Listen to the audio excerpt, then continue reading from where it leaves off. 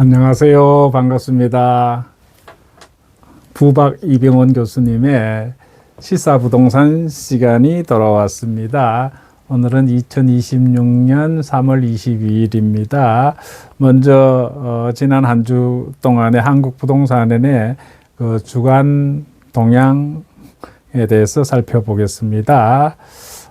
부동산 시장 상승 둔화와 일부 하락 전환이 되어 있습니다. 서울의 아파트 가격은 0.05% 상승이 있었습니다. 전주 대비 조금 둔화된 상황을 보이고 있습니다. 그래서 상승세는 유지되지만은 7주 연속 상승폭이 감소하고 있습니다.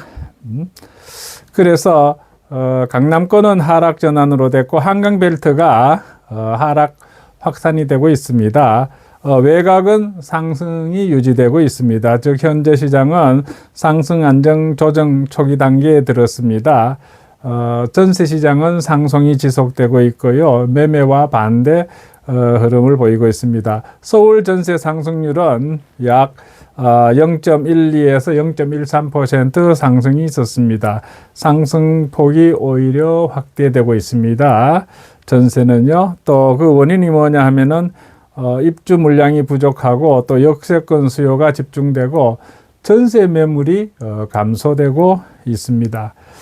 그래서 시장 심리 매수자는 관망이고 매도자는 매물 증가돼 있어서 결과론적으로 거래가 지연되고 가격이 조정되고 있습니다. 그래서 서울 권역별 아파트 가격 흐름을 보면은요, 강남권, 강남 서초, 송파, 용산은요, 현재 강남구가 마이너스 0.13%, 서초구가 마이너스 0.15%, 송파구가 마이너스 0.16%, 용산구가 마이너스 0.08%로 하락세를 보이고 있습니다. 특징을 보면은 재건축 단지 중심 하락이 있고 고가 주택 조정이 시작됐고 보유세 부담에 영향이 있는 것 같습니다. 그래서 전망을 보면은 단기적으로는 하락 또는 보합이고 중기적으로는 공급금리 따라 반등 가능성이 있습니다.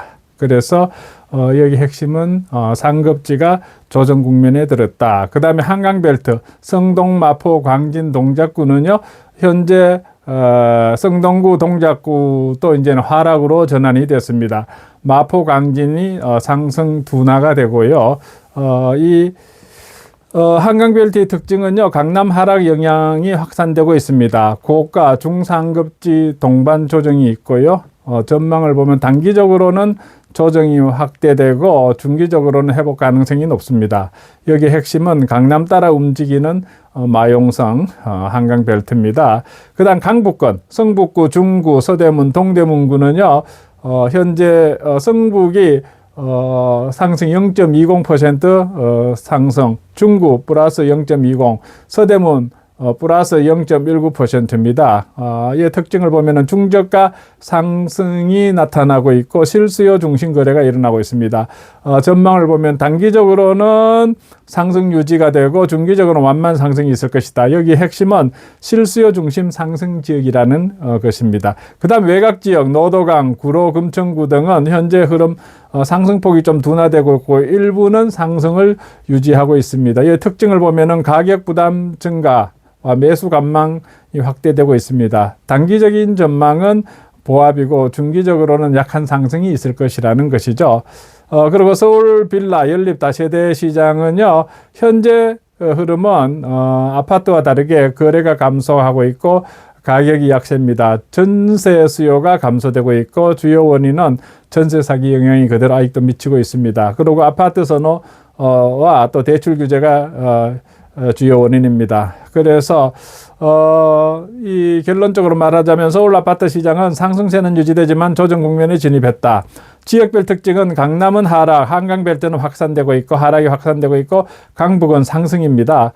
빌라 시장은 구조적 약세가 지속되고 있다. 그래서 서울 부동산은 지금 상승이 끝난 것이 아니라 상급지가 조정되고 실수요 지역 상승의 재편 단계라고 볼 수가 있겠습니다.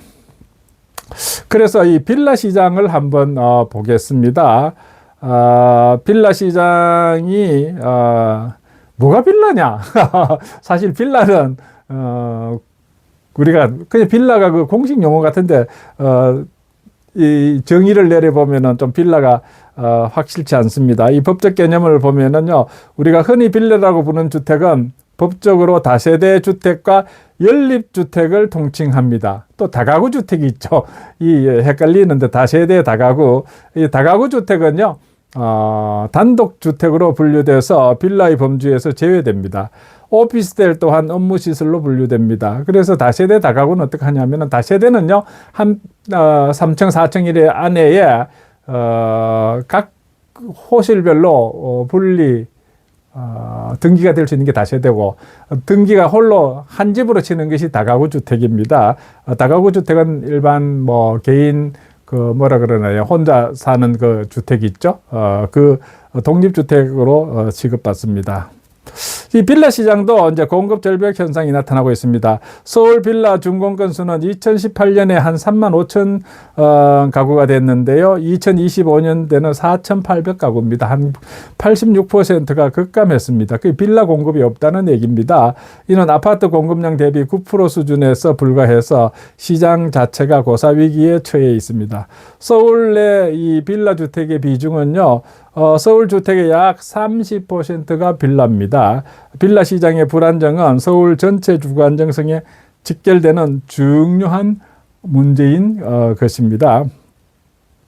그래서 빌라 시장 붕괴 주요 원인이 뭐냐 보면은 전세 사기 여파가 그대로 있어서 불신이 여전하죠. 전세 사기 이슈로 인해 세입자들이 빌라 전세를 기피하게 됐고, 이로 인해서 월세 비중이 70%까지 치솟았습니다. 또 빌라 시장 붕괴 요인으로 표준화 실패입니다. 아파트와는 달리 죄송합니다. 빌라는 구조나 가격이 표준화되어 있지 않아서 거래 안정성을 확보하기가 어렵고, 매매 시에 적정 가격을 가늠하기 힘든 불투명성이 존재합니다. 또 빌라 시장 붕괴의 주요 원인은 사업성 악화입니다. 전세 기피로 인해서 건축업자들이 전세금을 통해서 공사잔금을 치르는 방식이 막히면서 신규 빌라 공급 자체가 불가능해진 구조적 문제가 발생했습니다. 과거에는 건설업자가 빌라를 지어갖고 일단 분양을 하고, 분양돼서 분양되면 좋고, 분양이 안 되면 그걸 전세 나와서 그 건축비를 회수했는 그런 게 있었는데, 이제는 전세가 안 나가기 때문에 그런 건축업자들이 달려들지를 않습니다. 그래서 빌라 시장 붕괴가 초래하는 사회적 문제는요, 주거 사다리의 단절입니다. 빌라는 사회 초년생이나 영세민이 처음 시작하는 대표적인 엔트리 레벨 주거지입니다. 빌라 공급이 끊기면은 더 좋은 주거지로 옮겨가려는 주거사다리 체계 자체가 무너집니다. 또 서민 주거기 부담이 가중되고 있죠. 공급이 줄어든 상태에서 수요가 몰리다 보니까는 빌라의 매매가, 전세가, 월세가 모두 상승하고 있고, 이는 서민들의 빈곤을 심화시키는 결과를 초래합니다. 또 이 붕괴하는 사회적 문제는요, 아파트 가격 하락의 마지노선이 붕괴됩니다. 아파트 가격이 떨어지더라도 인근 빌라 가격 이하로는 내려가기 힘든 구조이기 때문에 빌라 가격 상승은 결국 전체 주택 가격 하한선을 높이는 부작용을 낳습니다. 아파트 공시가격 인상도 결국 아파트 가격이 그 이하로 내려가지 않는다고 정부가 보증하는 것 아니겠습니까? 시장 가격의 90%까지 올리겠다는 것은 10% 이상의 가격 하락이 없다는 것을 정부가 보증하는 결과가 됩니다. 시세보다 공시가격이 높아지는 현상도 나타날 수 있죠. 세금 내는 사람들이 가만히 있겠습니까? 또 공공의 역할과 정책적 딜레마가 있습니다. 비용 부담의 문제가 있는데, 빌라의 주거지를 높이려면 비용이 발생하는데, 이를 거주자에게 전가하지 않으려면 LH 등 공공이 부담해야 합니다. 하지만 이 대규모 채권 발행 등을 통한 자금 조달은 시중금리 상승 또 다른 경제적 파급 효과를 낼 수가 있습니다. 그리고 수도권 집중과 지방 소멸, 또 수도권의 빌라 공급을 늘리는 것은 청년들을 계속 수도권으로 불러들여서 지방 소멸을 가속화할 수 있다는 정책적 딜레마가 존재합니다. 그 다음 공공 매입의 한계가 있는데, 정부가 민간 빌라를 매입해서 임대하는 사업을 추진 중이지만은 실제 실적은 목표치의 40% 수준에 머물 정도로 성과가 미흡합니다. 결론적으로 말씀드리면은 빌라 문제는 빌라로 풀어야 됩니다. 아파트 중심 정책에서 탈피해야 합니다. 서민과 영세민에게 아파트는 현실적으로 접근하기 어려운 대상입니다. 주택 정책의 초점을 아파트에만 맞추지 말고 빌라 시장의 양성화와 안정화의 방점을 찍어야 합니다. 질적 개선과 건전화를 도모해야 됩니다. 단순히 산집을 제공한 것을 넘어서 빌라 시장을 건전하게 관리하고 주거 환경을 개선해서 빌라 거주에 대한 사회적 낙인을 없애는 노력이 필요합니다. 종합적으로 보면은요, 서울 부동산 문제 해결책은 아파트 공급뿐만 아니라 붕괴된 빌라 시장을 어떻게 다시 세우냐에 달려 있습니다. 그래서 이 빌라에 대해 다시 한번 생각해 보면은요,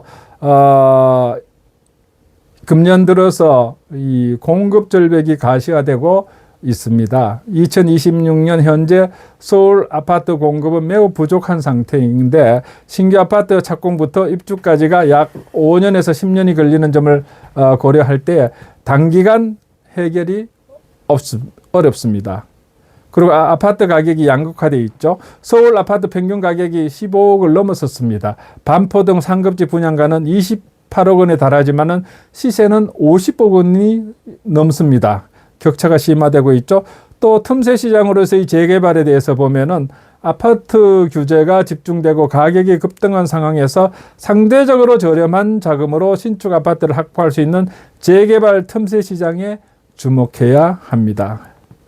그래서 빌라 공급 급감과 재개발의 필연성은 어떠냐 하면은 빌라 준공이 10분의 1로 급격히 줄었다 그랬죠. 아파트뿐만 아니라 빌라의 공급도 아주 악화되고 있죠. 재개발구역 지정에 따른 건축 제한으로 인해서 과거 대비 10% 수준으로 급감했습니다. 전월세 가격의 상승의 악순환이 계속되고 있습니다. 공급 부족으로 인해서 빌라 전세와 월세 가격이 치솟고 있고 이는 결국 매매 가격을 밀어올리는 동력으로 작용하고 있습니다. 그 다음에 대기 수요의 폭발입니다. 영등포 등 인기 지역 무순위 청약에 20만 명이 몰리는 등 신축 아파트에 대한 잠재적 대기 수요가 100만 명이 이상으로 추산이 됩니다. 재개발 완료 시 가치 상승폭이 매우 클 것으로 전망된다는 거죠. 그 다음 규제 시대의 투자 전략과 여러분 점치기에 대해서 한번 보겠습니다. 규제를 넘어서는 자본의 한계가 있습니다. 대출 및 세제 규제보다 더 큰 장벽은 이미 너무 높아진 아파트 가격입니다.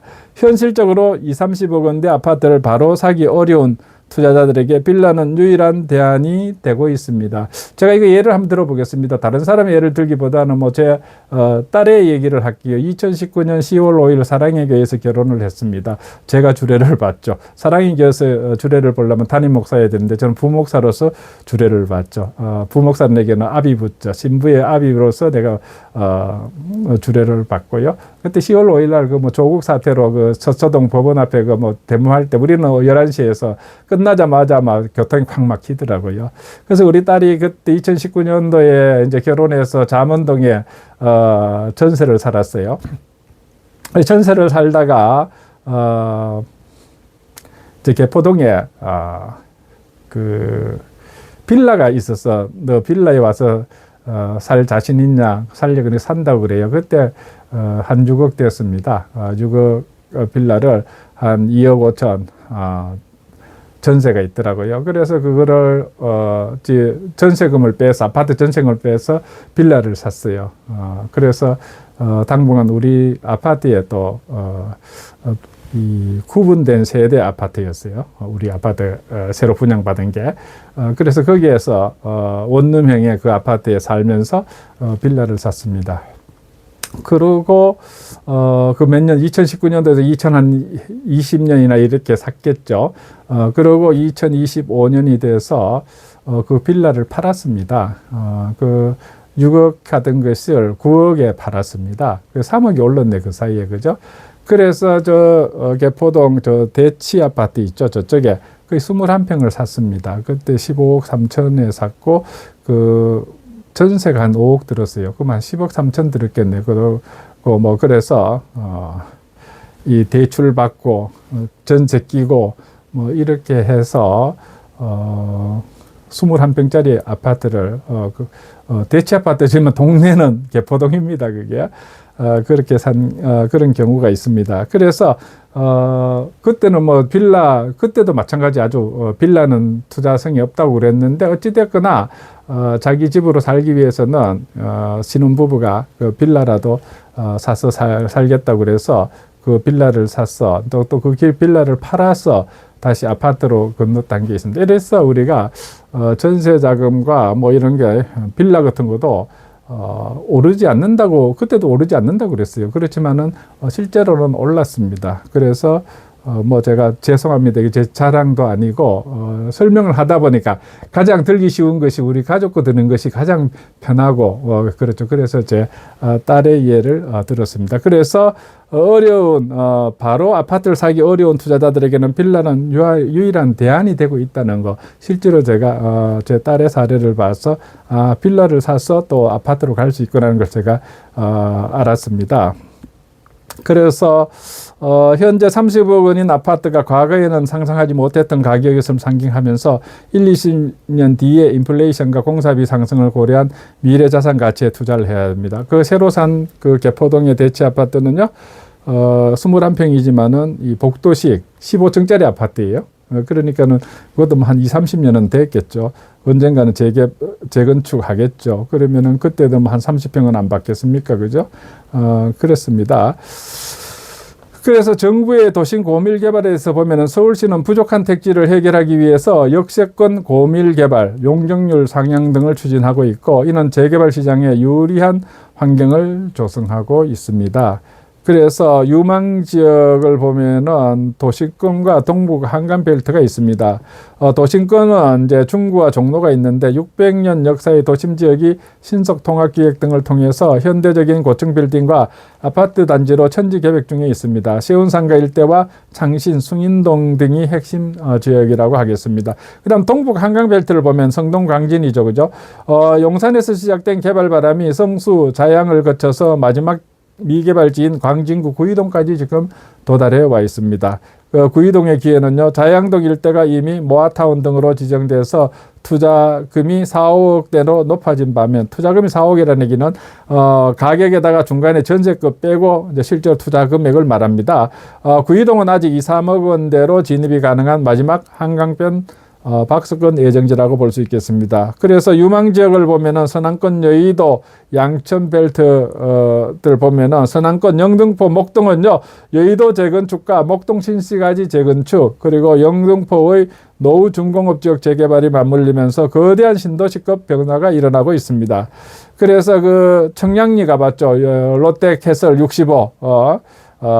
그 건물로 바뀐 것처럼 영등포 일대도 일자리와 주거가 결합된 핵심지로 변모하고 있어서 향후 5년에서 10년 뒤에는 큰 이득을 기대할 수 있을 것입니다.